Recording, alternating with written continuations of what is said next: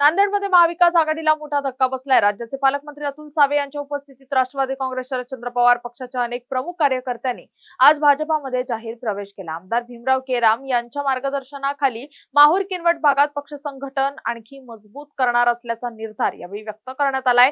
दरम्यान आगामी काळात या भागात भाजपचा टक्का वाढवण्यासाठी सर्व शक्तीनिशी प्रयत्न करणार असल्याची प्रतिक्रिया कृषी उत्पन्न बाजार समिती माहूरचे सभापती दत्ताराव मोहिते यांनी दिली आहे। पाहूयात ते नेमकं काय म्हणाले। मी दत्ताराव मोहिते, राष्ट्रवादी काँग्रेस पक्षाचा जिल्हा उपाध्यक्ष म्हणून गेल्या 10 वर्षापासून मी काम करतो आहे। मी सध्या माहूर तालुका कृषी उत्पन्न बाजार समितीचा विद्यमान सभापती असून गेल्या अनेक वर्षापासून मी राजकीय सामाजिक चळवळीमध्ये आहे।